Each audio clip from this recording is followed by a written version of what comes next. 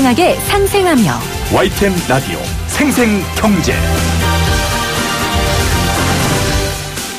안녕하세요. YTN 라디오 생생경제 김혜민입니다. 연탄재 함부로 차지 마라. 너는 누구에게 한 번이라도 뜨거운 사람이었느냐.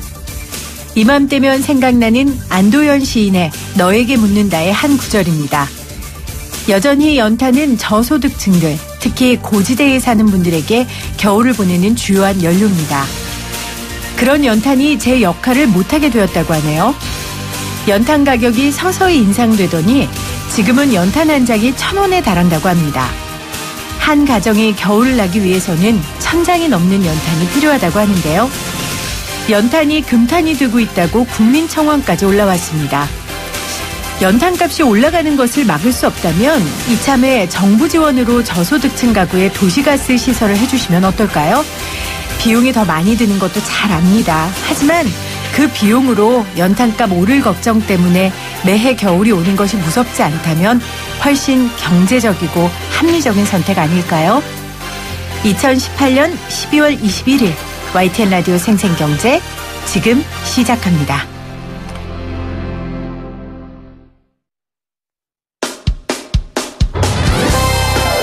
가불의 경제학이 아닌 상생의 경제학을 말하는 경제방송 YTN 라디오 생생경제.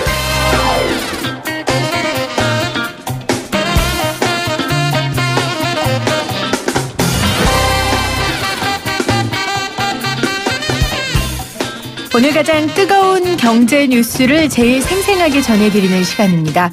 올 한 해 가장 뜨거웠던 주제, 단어를 꼽으라면 아마 최저임금이 될 것 같습니다. 올해 최저임금이 7,530원, 그러면 월 157만 3,770원 정도고요.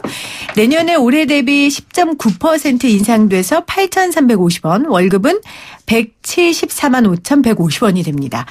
최저임금법 관련돼서 여전히 그 안에 노동자도 싫어할 만한 내용, 경영자도 싫어할 만한 내용들이 들어가 있어서 아직까지도 양측의 반발이 심한데요. 노동 전문 기자이자 공인노무사이신 분이 계셔서 저희가 얼른 모셨습니다.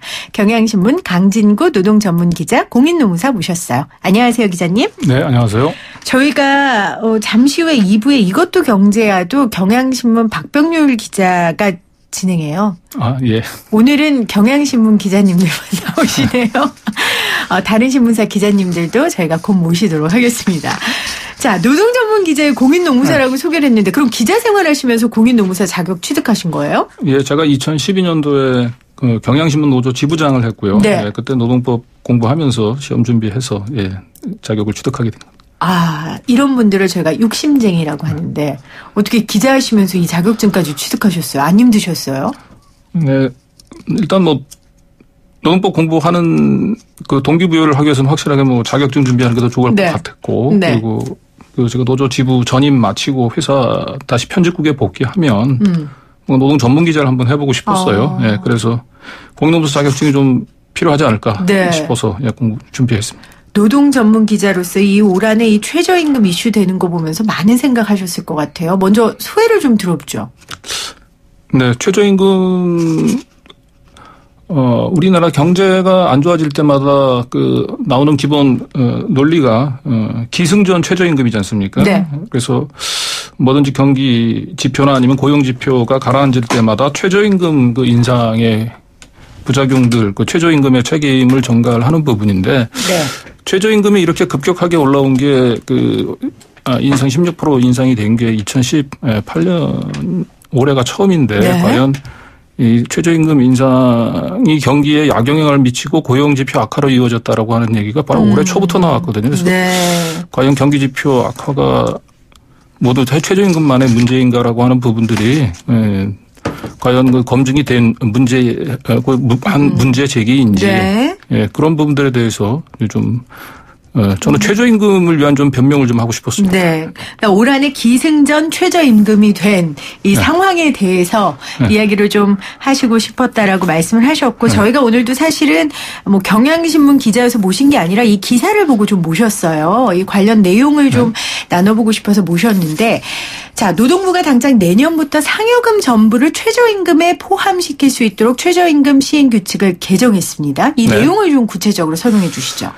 예, 원래 상여금은 최저임금에 포함이 되지 않았죠. 네. 그런데 이제 올해 6월 달에 국회에서 이제 여야 합의로 상여금도 최저임금에 포함시키도록 최저임금법을 개정을 했습니다. 네. 단 조건이 있죠. 상여금이라고 해서 다 최저임금이 들어가는 게 아니고 상여금을 매달 지급하는 상여금을 해야 돼요. 매달. 네, 매달 지급하는 부분. 예, 매달 지급을 하고 그리고 대신 이제 그럼 상여금을 갑자기 최저임금에 다 산입을 시키게 되면 네. 그로 인해서 이제 근로자가 받을 불이익들 차상위 저소득 근로자를 위해서 일단 1차적으로 최저임금의 25%에 해당되는 상여금은 산입에서 제외시키기로 하고 그걸 법에 명시했습니다. 최저임금법 6조에. 기자님 네. 여기까지만 정리해 볼게요. 네. 그러니까 처음에는 최저임금법에 처음에 추진할 때는 상여금은 최저임금에 들어가지 않았어요. 네. 그런데 반발들이 있으니 6월 달에 상여금도 최저임금에 들어가되 단 조건이 있다. 네. 매달 지급해라. 네. 그리고 아까 말씀하신 차상위 소득.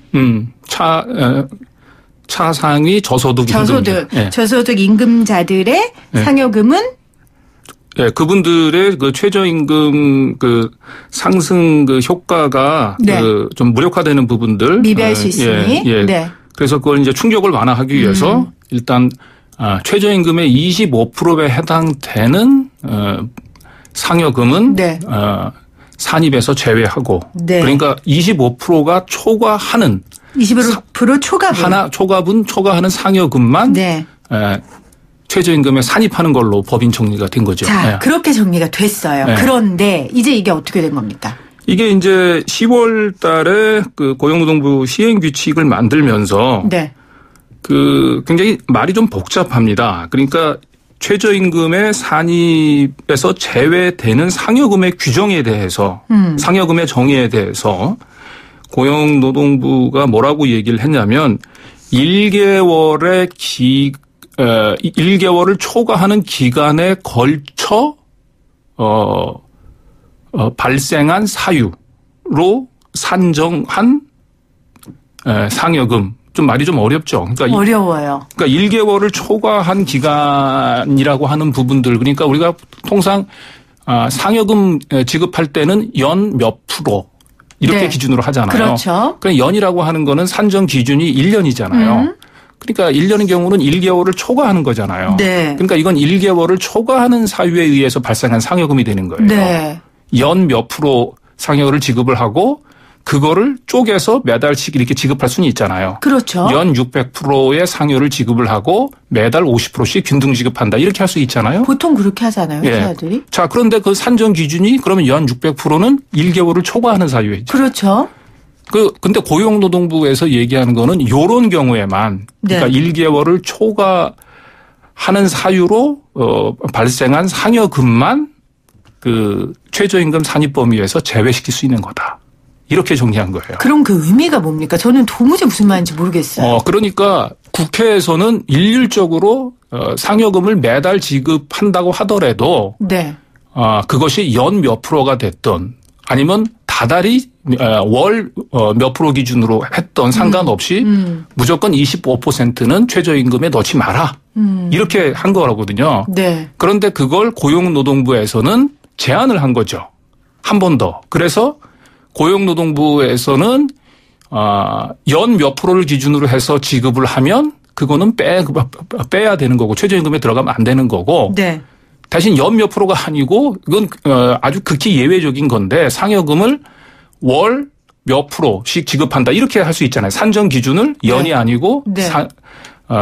상여금은 월 최저임금의 몇 프로를 기준으로 지급한다 이렇게 산정 기준을 연간이 아닌 네. 월 단위로 해서 산정을 할 수가 있잖아요. 네. 지급 기준을. 네. 그렇죠. 네. 그렇게 산정을 하는 거는 1개월을 초과하는 게 아니잖아요. 네. 그러니까 그거는 1개월을 초과하지 않는 상여금이기 때문에 그 경우에는 전액 다. 네. 그거는 산입에서 빠지는 상여금이 아니니까 전액 다 최저임금의 산입이 가능해진 거죠. 기자님 이게 어려운 게요. 1번 진짜 어려운 내용이다. 2번 제가 이해력이 딸려서 어려운 거다. 네. 3번 일부러 이렇게 어렵게 만든 거다. 뭡니까? 그래서 이게 10월 25일 날 입법 네. 예고를 해서 민주노총이나 한국노총하고 관련 전문가들한테도 전부 다 보냈습니다. 그런데 네. 바로 그 1개월을 초과하는 기간이라고 하는 부분들에 그게 대해서 너무 모호하고 그 부분에 주목하신 분들이 없어요. 그러니까 그래서 제가 느낌은 이거는 꼼수 같은 느낌이 든다는 거죠. 네. 그러니까 어쨌든 국회에서는 상여금을 연을 기준으로 했던 월을 기준으로 했던 최소한 25%는 최저임금에서 산입하지 마라. 네. 그렇게 얘기한 거예요. 그 이유는 월 25%면은 연간이면 300%잖아요. 그렇죠. 그러니까 최저임금을 기준으로 해서 기본급 그다음에 연 300% 정도의 보너스를 받는 네. 노동자한테는 이 최저임금법 개정으로 인한 불이익이 돌아가지 않도록 배려하려고 했던 거예요. 그런데 그게 무력화된 거네요. 예. 그러니까 지금 이렇게 되면 고용노동부 시행규칙에 따르면 이제 연 300% 그 미만의 상여금 지급률이 연 300%가 안 되시는 분들은 100% 다 이제 불이익을 받는 거고, 그다음에 300% 이상 상여를 받으시는 분들도 네. 그 25% 그러니까 즉 25%에 해당되는 부분만큼이 이제 산입이 되는 거니까 원래 법에는 상여금 25%에 해당되는 부분들은 최저임금의 25%에 해당되는 부분은 최저임금에 산입이 안 되는데 다 이게 다 되게 된 거죠. 그러니까 정도의 차이는 있지만 모든 근로자들이 전부 다 그 불이익 영향권 안에 들어온 거게 된 거죠. 그러니까 최저임금이라는 게 사실 그 아주 적은 금액을 버는 분들을 보호하기 위해서 네. 우리가 마련한 거였는데 아까 말씀하신 300% 그러니까 상여금 300% 이하를 받는 분들은 지금 네. 거의 최저임금의 인상의 혜택을 거의 못 받는 지금 상황이 됐다고 지금 말씀을 하신 거예요. 아니 양심적인 어쨌든 그 사용자를 만나면 사용자가 그런 규정에도 불구하고 다 최저임금 인상한 만큼 기본급도 올려주고 상여금도 올려주면 문제가 좋지만, 안 되는데 네. 지금 이 규정대로라고 얘기하면 네. 제가 사용자라고 얘기를 하면 지금 이제 연간 300%로 돼 있는 걸 이제 월 25%로 바꿀 거예요. 그럼 월 25%로 상여를 지급하는 거라고 얘기하면 실제로 지급액이라든지 지급률이나 차이가 없잖아요. 네. 차이는 없지만 월 25%씩 지급한다라고 얘기하면 네. 이 부분들은 최저임금에 전부 포함시킬 수 있게 된 거예요. 그럼 결과적으로 내가 사용자 입장이라고 얘기하면 연 300%라는 걸 월 25% 지급하는 걸로 바꾸면 25% 해당되는 만큼은 전부 최저임금에 집어넣을 수 있고 네. 그러면 그 25%에 해당되는 만큼은 이 다 한도가 찰 때까지 그 최저임금 그 상여금을 상여금을 가지고 예전에는 고용노동부의 시행규칙이 바뀌기 전에는 상여금이 올라가면 기본급이 따라서 무조건 기본급만 가지고 맞춰줘야 되잖아요. 그런데 그렇죠. 지금은 이제 상여금을 가지고도 맞춰줄 수가 있는 거죠. 그렇네요. 그러면 심지어는 이제 이게 이제 상여금의 25% 해당되는 만큼은 최저임금에 산입이 가능하니까 기본급을 좀 깎고 그다음에 상여금을 대신 올리고. 예. 올리는 게 아니라 그냥 그대로 25% 해당되는 만큼을 그냥 합산해서. 네. 네. 네. 자, 그러면 정부는 왜 이런 상여금 전부를 최저임금에 포함시킬 수 있도록 하는 시행규칙을 만든 겁니까? 이유 제가 질문해놓고도 답은 알 것 같아요. 그러니까 정부 쪽의 설명은 이제 이거예요. 네. 그러니까 이번에 우리가 무슨 새롭게 무슨 제도를 만든 게 아니고 원래도 매달. 네. 그러니까 산정 기간을 매달로 잡고 그리고 매달 지급하는 지급 주기도 매달. 이런 상여금의 경우는 지금도 최저임금에 포함시켜왔다 이렇게 주장을 합니다. 네? 그런데 이제 법이 이렇게 갑자기 모든 상여금들을 전부 25%로 제외하는 걸로 개정이 되면서 네. 종전에 그렇게 최저임금에 포함시켰던 부분들이 불이익이 발생할 수 있으니까 네. 그 부분들은 좀 보호하자. 그 부분들은 명확히 하자는 차원에서 시행규칙에 그 규정을 마련해 놨다. 이제 정부 네. 이제 고용노동부의 이제 주장은 그건데 이제 제가 이제 이 일을 제기하는 부분은 네. 실질적으로 얘기를 들어보면 과거에 정부에서 그 매달 지급하는 상여금의 경우는 최저임금에 산입할 수 있다라고 물론 행정 해석을 통해서 알려주긴 했을지 모르지만 네. 대부분의 사업장에서 상여금은 최저임금에 넣었다가 나중에 이거 임금체불로 문제가 될 수 있다라고 해서 실제로는 그런 산입을 했던 사업장들은 거의 없다고 얘기합니다. 네. 그래서 근데 이걸 공식적으로 정부가 시행규칙을 이제 개정을 해서 상여금 지급 기준도 그냥 월로 바꾸고 그냥 매달 지급하면 전부 다 최저임금에 포함시킬 수 있다라고 시행규칙에서 공식적으로 허용을 했기 때문에 네. 이제는 이제 마음 놓고 그 상여금을 전부 최저임금에 산입을 하는 거고요. 그리고 연간 기준으로 해가지고 상여금을 지급하던 사업장들도 전부 이제 월 기준으로 해가지고 상여금을 책정을 해서 지급하는 네. 이제 이런 사업장들이 대규모로 이제 늘어나게 될 거라는 거죠. 그럼 사실상 모든 상여금이 당장 내년서부터 다 최저임금에 들어가는 거고 그러면 그 결과로 인해서 결과적으로 최저임금의 25%에 해당되는 그러니까 최저임금의 25%를 초과하는 네. 그 상여금만 최저임금에 포함시키도록 했던 당초 올 6월 달에 여야 합의로 만들어진 최저임금법 조항은 사실상 뭐 실효성이 없어지는 거죠. 네. 그래서 기자님은 지금 그 부분을 좀 사람들에게 알리고 네. 이야기를 좀 하고 싶으셔서 이런 기사도 썼고 오늘 저희가 방송에 모시기도 했었는데 네. 지금 저희 문자로도 이런 내용이 왔어요. 네. 지금 3721님도 실제 금액을 좀 예를 들어서 설명해 주시면 좋을 것 네. 같다고. 그러니까 실제 설명을 드리면은 네. 보통 많은 제조업이나 아니면 서비스업의 그 노동자들 가운데서 최저임금만 지급받는 기본급으로 최저임금만 받는 분들도 있죠. 일반 네. 알바생들 같은 네. 경우. 그렇지만 보통 이제 그 저임금으로 이제 상용직 근무하시는 분들 같은 경우는 기본급 플러스 좀 상여금을 좀 받습니다. 그런데 기본급의 기준은 보통 최저임금에 연동을 해요. 그렇죠. 기본급이 곧 최저임금이 됩니다. 네. 그리고 상여금은 결국은 기본급의 몇 프로 이런 식으로 하게 되니까 상여금의 지급 기준도 사실상 최저임금을 기준으로 하는 거예요. 네. 그러니까 자기가 기본급에다가 연 300%의 상여금을 받는 노동자가 있고요. 그분들의 기본급은 최저임금이라고 가정을 해봐요. 네.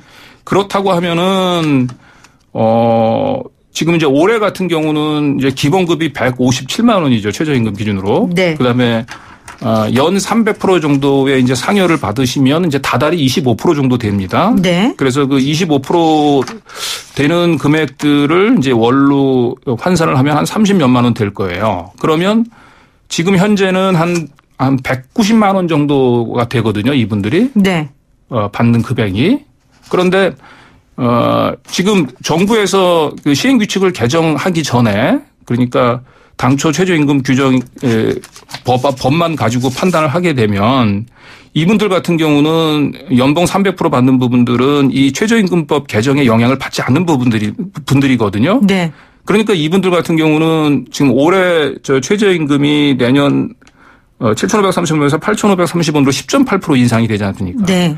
그럼 그건 고스란히 기본급이 10.8% 인상해야 돼요. 그렇죠. 그다음에 결과적으로 기본급하고 연동된 상여금 300%도 고스란히 10.8% 인상이 돼야 되는 겁니다. 네. 원래 그렇게 돼야 되는 거예요. 그런데 예, 그러면서 그분들이 대략 그걸 기준으로 하게 되면 올해 한 257만 원 정도 임금이 인상이 되는 거예요. 네. 예.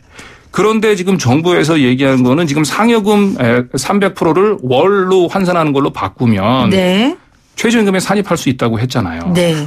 그러니까 사용자 입장에서는 그 상여금들 전부 최저임금에 받고 기본급들을 좀 낮춰서 네. 임금을 설계가 가능해지잖아요. 네. 그러니까 아예 임금을 동결시켜도 되는 거예요. 그렇죠. 그러면 원래 당초에는 최저임금이 10.8% 상승을 해가지고 257만 원 연봉이 네. 올해 2,300에서 한 2,600만 원 정도로 한 257만 원 정도 상승할 수 있었는데 이 시행규칙에 따르면 동결이 가능한 거예요. 그러니까 지금 말씀하신 것처럼 네. 연으로 되는 게 이제 월로 되면서 네. 기본 최저임금도 낮게 할 수 있고 왜냐하면 네. 상여금이 기본 금액으로 이렇게 네. 완충이 되니까요. 그렇죠. 금액으로. 그렇죠. 그래서 최저임금을 상승하는 효과가 없다. 이제 이 말씀을 주장하시는 거예요. 네. 올해뿐만 아니고 네. 최저임금이 앞으로 2018년도 대비해서 네. 25% 상승하기 전까지는 전부 이 영향을 받는 거죠. 네. 자, 그러면 저희가 시간 때문에 오늘 이걸 제가 이해하느라 지금 여기까지 왔는데 이건 지금 노동계가 반발하는 거고요. 또 한 가지는 경영계가 반대하는 내용도 조금 한번 살펴봐야 될 것 같아요. 최저임금의 주휴시간 포함하는 거예요. 오늘 나경원 원내대표도 이거 관련해서 굉장히 강력하게 이야기를 했던데 이 내용도 조금 설명을 해 주세요. 그러니까 이거는 이제 사실은 기본적인 산수의 문제입니다. 네. 그러니까 최저 시급이라고 얘기하는 거는 시간당 임금을 얘기하는 거잖아요. 네. 그러면 자기가 일한 시간에 얼마를 받느냐를 가지고, 그죠? 자기가 일한, 몇 시간 동안 일을 했는지를, 분자로 하고, 분모로 하고, 그렇죠? 네. 그리고 그 일한 대가로 받은 임금을 분모로 해서 나누면, 그럼 정확하게 시급이 떨어지는 거예요. 네. 그래서 거길 기준으로 해가지고 최저임금 유무를 판단하는 게 맞는 거잖아요. 그러니까 산수잖아요. 자, 그러면 우리가 한 달에 일했던 월급 근로자 같은 경우는 받는 월급이 있지 않습니까? 네. 그 월급은 보면 그 안에 분명히 유급휴일 수당이 들어가 있잖아요. 네. 그런데 우리가 한 달에 실제로 근로한 시간은 유급휴일 시간을 빼면 유급 처리 시간을 빼면 174시간이에요. 그렇죠? 그리고 유급휴일 시간을 포함시켜서 209시간이 되는 거고요. 네. 자, 그랬을 때 우리가 시간당 임금을 정확히 계산한다고 얘기를 하면 자기가 174시간 일을 했으니까 174시간 일한 거에 되는 임금을 얼마를 받느냐를 가지고 계산해야 되잖아요. 그러면 거기에는 유급 휴일 수당을 빼야 되겠죠. 네. 그렇잖아요. 네. 만약에 유급 휴일 수당을 집어넣는다. 그렇게 되면 유급 휴일 처리 시간도 포함시켜야 되는 게 맞는 거죠. 그러니까 분자하고 분모를 일치시켜야 되는 게 맞는 거예요. 네. 그런데 지금 나경원 의원이나 아니면 재계에서 하는 주장은 분모는 그 유급 휴일 수당까지 다 포함을 시키되 네. 분자는 그렇죠. 그리고 네. 이제 분모는 유급 휴일 처리 시간을 뺀 174시간만 가지고 계산을 하자라고 얘기하는 건데요. 이건 안 맞는 거고 대법원도 그런 식으로 판결 취지가 그런 판결 취지가 아니고 네. 만약에 소정 근로 시간만을 가지고 최저 시급 위반 여부를 판단을 할 때는 소정 근로 시간 여부를 가지고 판단을 해야 되고 소정 근로 시간에 따라서 얼마의 임금을 받았는지 그걸 기준으로 계산을 해라고 얘기하는 겁니다. 그러니까 네. 경영에서 얘기하는 대로 유급 처리 시간들을 빼려고 한다면 유급 휴일 수당도 빼고 계산해야 되는 거예요. 네. 그러니까 이게요. 네. 정말 메비우스 띠라는 생각이 들어요. 노동자가 반대하면 경영계가 찬성하고 경영계가 찬성하면 노동자는 반대하고 결국 이런 모습이 반복되는 건 정부가 확실한 의지를 갖고 방향성을 갖지 못했기 때문이라는 생각이 드는데 마지막으로 그냥 짧게 어떻게 생각하십니까? 네, 이건 저는 우리 경제가 사실은 외환 위기를 거치면서 기본적으로 저임금에 기초해서 네. 경제가 의존이 되어 왔지 않습니까? 그러니까 어떻게 보면 노동자의 어쨌든 숙련된 기술을 기초로 해서 뭔가 새로운 노동 생산성을 하는 그런 경제의 모델을 뒤로 하고 네. 우리는 저임금에 기초해서 사실은 경제가 굴러왔던 거고요. 근데 우리가 저임금에 기반한 경제라고 얘기하는 게 중국과 동남아가 있는데 얼마나 이게 과연 지속 가능하겠냐. 결과적으로 우리가 장기적인 패러다임을 생각을 한다고 한다면 네. 적정한 임금에 적정한 노동 생산성, 적정한 숙련에 기초로 한 경제로 전환을 해야 된다. 네. 그래서 이 최저임금 논의라고 얘기하는 부분들은 지금까지 해왔던 인건비 따먹기형의 경제, 그다음에 저임금에 기초한 경제에 계속 안주하려고 하는 곳에서 이 최저임금 인하 논의가 이루어지고 있는 것은 안타깝고요. 그래서 우리 경제의 체질들을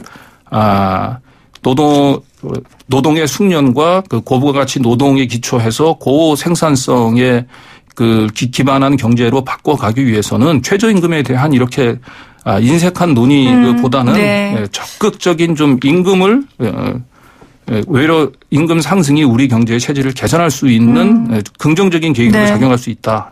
이런 식의 패러다임 전환이 좀 네. 필요하지 않을까 싶습니다. 아무튼 올해 핫했던 단어 최저임금이었다는 건 아무도 부인하지 않을 것 같습니다. 오늘 기자님이 말씀하신 것처럼 내년도는 조금 더 확장성 있는 최저임금에 관한 논의가 좀 진행됐으면 좋겠고요. 정착도 좀 잘 됐으면 좋겠습니다. 오늘 공인노무사이자 또 노동탐사 전문기자인 강증구 기자와 함께 이 최저임금 관련된 여러 가지 논쟁거리들 함께 나눠봤습니다. 기자님 고맙습니다. 네, 감사합니다.